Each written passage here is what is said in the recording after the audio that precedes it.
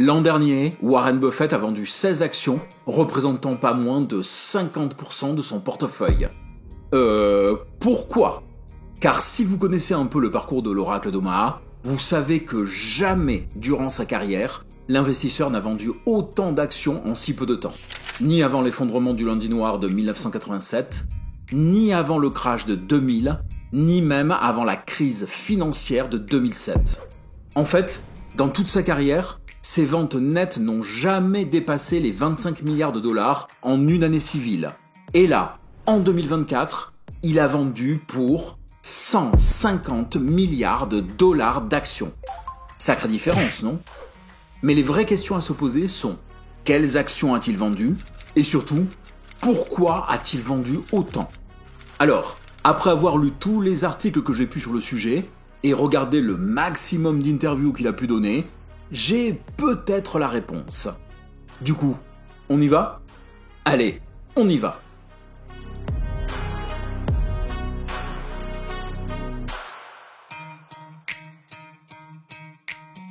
À 11 ans, Warren Buffett achète 3 actions de City Service Company pour 38 dollars chacune. Leur valeur chutant peu après, le futur financier attend patiemment qu'elles remontent à 40 dollars pour les revendre, ce qui lui fait rater leur progression fulgurante, puisque dans les semaines qui suivent, les actions explosent à 200 dollars. Vous comprenez pourquoi Warren Buffett n'aime pas vendre ses titres ? Bienvenue sur 1, 2, 3 Richesses, la chaîne qui vous apprend à investir même si vous avez peu de moyens, et même si vous n'y connaissez rien. Je suis La Voix, et en compagnie de mon impertinent collaborateur Le Cube. Le Cube, c'est moi, le petit écran dans votre propre écran. Nous avons déjà réalisé un épisode sur celui que l'on surnomme l'oracle d'Omaha. D'ailleurs, vous pourrez y jeter un coup d'œil après cette vidéo, car ça complétera parfaitement notre sujet. Oui, ça fait partie de l'ADN de la chaîne de vous renvoyer vers d'autres contenus. Chaque épisode est une pièce complémentaire à votre compréhension des mécanismes de la finance. D'où les crossovers entre vidéos. Magnifique autopromotion, Le Cube. Merci. Mais revenons à nos meubles, pour résumer en 4 points la philosophie de Warren Buffett. Évidemment, en premier, l'importance de la stratégie long terme et de la patience permettant de maximiser les profits. Ensuite, investir dans des entreprises dont on peut évaluer facilement les caractéristiques économiques à long terme, ce qui implique d'investir dans ce que l'on comprend. C'est dans cet ensemble que Warren Buffett place le moat, c'est-à-dire l'avantage concurrentiel de l'entreprise qui lui permettra d'être difficilement dépassé par ses concurrents justement. Troisième point, ne pas surpayer les actions. Le prix, c'est-à-dire le montant déboursé pour acquérir le titre, doit être inférieur à la valeur, c'est-à-dire à la valorisation théorique de l'action. Enfin, profiter des opportunités, notamment durant les crises. Par exemple, durant la crise des subprimes, Warren Buffett a investi massivement dans des entreprises au rabais, ce qui a considérablement augmenté sa fortune lorsque les valeurs ont repris du poil de la bête. Cela dit, même si sa stratégie est essentiellement bâtie sur du buy and hold, il lui arrive quand même de vendre. Et c'est bien ce qu'il a fait en 2024. Alors, voyons de quoi il s'est débarrassé et pourquoi il l'a fait. Mais avant ça, si vous voulez nous aider à atteindre les 20 000 abonnés cette année, eh bien, abonnez-vous. Bon, en fait, cliquez seulement si vous voulez nous suivre régulièrement. Et si c'est le cas, bienvenue à vous. Ici, on ne parle pas de quelques actions par-ci par-là vendues à la va-vite, mais bien de centaines de milliards de dollars. Une véritable hécatombe. Or, la stratégie du financier et de sa société Berkshire Hathaway a toujours consisté à acheter des actions de très bonnes entreprises pour les conserver à vie. Pour Warren Buffett, il existe cependant 4 conditions selon lesquelles il est raisonnable de vendre. D'abord, la perte de confiance dans la société elle-même. Ensuite, la perte de confiance dans la direction. Ces 2 premières raisons représentant des changements sur les fondamentaux donc. Troisième condition, si la société voit ses actions trop surévaluées bien sûr, car c'est le moment d'encaisser les plus-values. Enfin, si le financier trouve autre chose qu'il meurt d'envie d'acquérir. Et gardez bien ça à l'esprit pendant que nous examinons les 8 plus grosses positions vendues, sachant qu'il y en a eu bien d'autres, mais sur des volumes moins importants. La 8e plus grosse vente a été Capital One, une banque en ligne dont Buffett a revendu 2,6 millions d'actions pour 1,4 milliard de dollars. Puis, en 7e position, la totalité de sa participation à Paramount. Là, la raison est simple, la société lui a fait perdre de l'argent. Ensuite, Berkshire Hathaway a réduit sa position de près de 11% sur T-Mobile, pourtant 3e opérateur de téléphonie mobile aux États-Unis. Pour les 5 suivantes, il y a du lourd, du très lourd, car elles représentent 99% des ventes réalisées par le conglomérat. Donc, 5e position, Snowflake, une société d'hébergement de données cloud dans laquelle Warren Buffett avait investi à son introduction en bourse. En août dernier, il vend subitement la totalité de sa participation. En effet, même si la société se porte bien, avec notamment une explosion du nombre des clients et du chiffre d'affaires, son bénéfice reste négatif depuis plusieurs années. Oui, on est donc sur une entreprise de croissance qui ne cadre pas avec la stratégie value de Warren Buffett. Exactement. La 4e plus grosse vente est, ou plutôt était, la 5e plus grosse position de Buffett, Chevron. C'est ici plus de 7,4 millions d'actions qui ont été liquidées. Entrée en 2020, au moment où la valeur était au plus bas, elle est aujourd'hui remontée mais amorce une phase de déclin, ce qui rend la vente cohérente. 3e vente, Liberty Sirius XM, un opérateur américain de radio numérique par satellite. Alors, honnêtement, je ne sais pas trop quoi en penser, car d'un côté, il a vendu 100 millions d'actions pour 2 milliards de dollars, et de l'autre, il rachetait la même action. Donc, mis à part de l'arbitrage rapide, je ne vois pas. D'ailleurs, si vous avez des idées sur ces mouvements, n'hésitez pas à nous le dire en commentaire.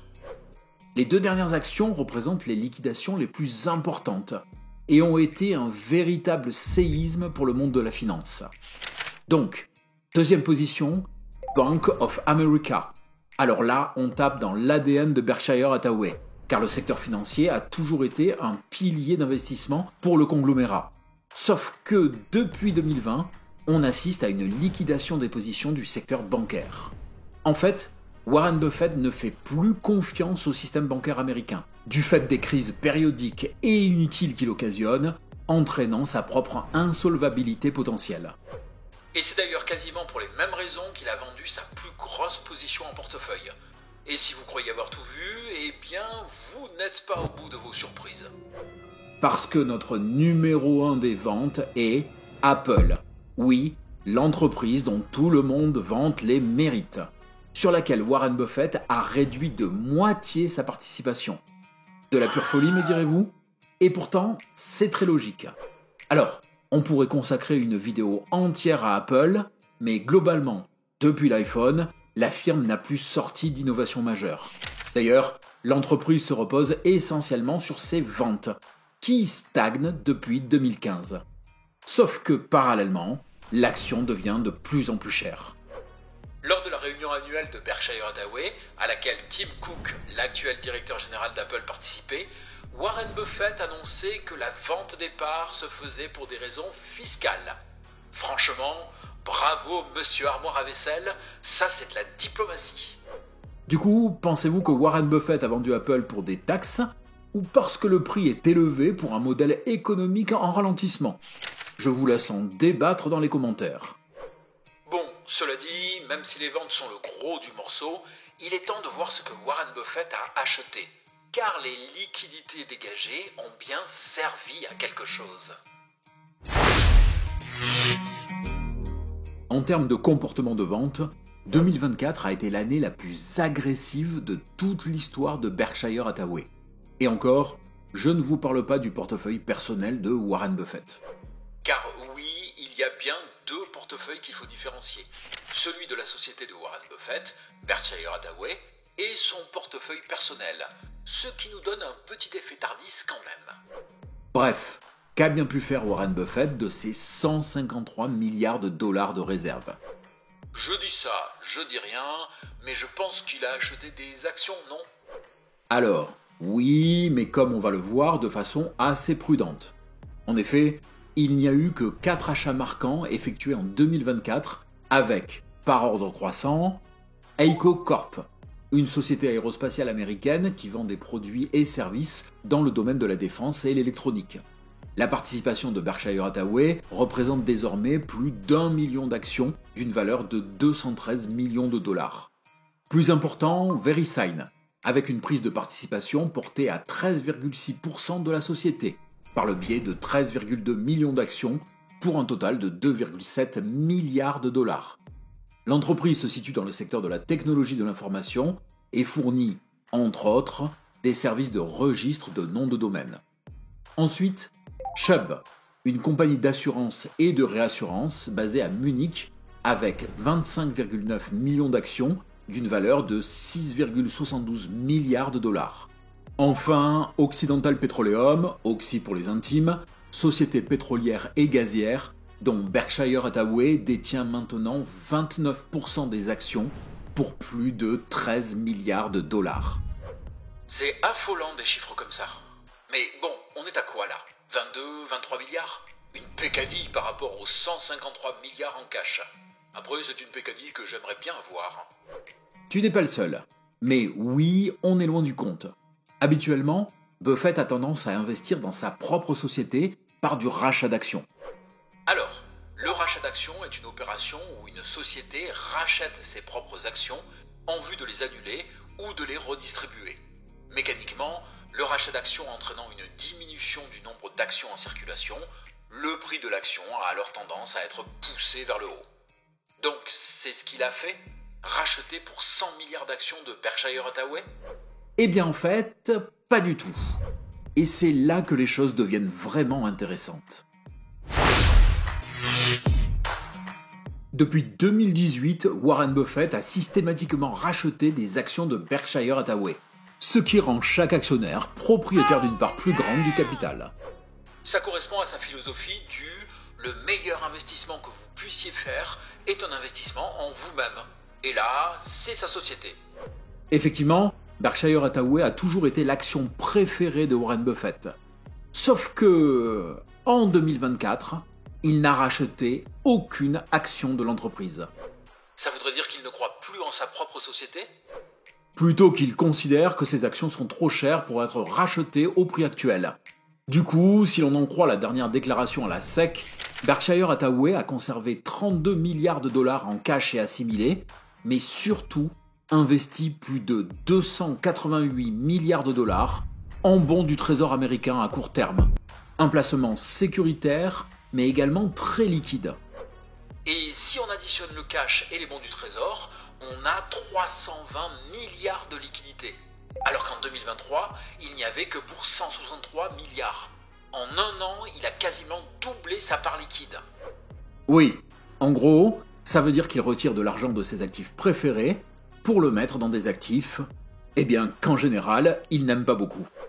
Pourtant, il a dans le passé déjà utilisé ce processus. Remontons donc presque 60 ans en arrière, entre 1960 et 1970. Durant cette période, certaines entreprises, les Nifty 50, avaient entamé une course à la croissance si forte que les investisseurs étaient prêts à payer jusqu'à 50 fois les bénéfices, tellement ils étaient convaincus que ces entreprises étaient des valeurs sûres et que leur croissance rapide continuerait pour toujours. Ça me rappelle quelque chose. Or, dès 1967, et après une période faste, Warren Buffett recommande aux investisseurs de son propre fonds Buffett Partnership de se tourner vers des obligations municipales exonérées d'impôts. Pour lui, en raison de la nature hautement spéculative des marchés boursiers, il n'existait plus d'investissement pouvant fournir le type de rendement obtenu dans le passé. En 1969, il dissout le fonds et se retire de l'investissement pour un temps. Et ensuite ? Ensuite, il y a eu 4 récessions entraînant un effondrement des marchés actions. La crise du pétrole a commencé en 1970, l'inflation est passée à 12% et aux États-Unis, le chômage a explosé à plus de 9%, marquant la fin des 30 glorieuses. Merci, bonsoir. Ah oui, il a eu le nez fin. Mais du coup, tu penses qu'il va fermer Berkshire Hathaway ? Non, ce serait inutile. Par contre, je pense qu'il effectue le même type de manœuvre qu'en 1969. Il sécurise son cash, car il considère que le marché est devenu à la fois trop cher et trop spéculatif. De cette façon-là, il prépare Berkshire Hathaway à saisir les prochaines opportunités qui se présenteront si les marchés s'écroulent. D'ailleurs, si vous voulez savoir comment réagir à une possible chute des marchés, on a consacré un épisode complet à ce sujet. Épisode qui complétera parfaitement la présente vidéo. Et voilà les amis, j'espère que ce contenu vous a plu. Comme d'hab, je vous invite à partager vos remarques et vos questions dans les commentaires. N'oubliez pas non plus de liker et partager cette vidéo pour aider à sa diffusion, parce que c'est le truc qui aide le plus la chaîne, et merci à tous ceux qui le font déjà. Si vous avez aimé ou apprécié le contenu et que vous voulez nous soutenir et soutenir la chaîne, eh bien abonnez-vous et continuez à regarder nos épisodes. À partir de là, on peut se dire à bientôt dans une nouvelle vidéo. On dit ça ? Allez, on dit ça.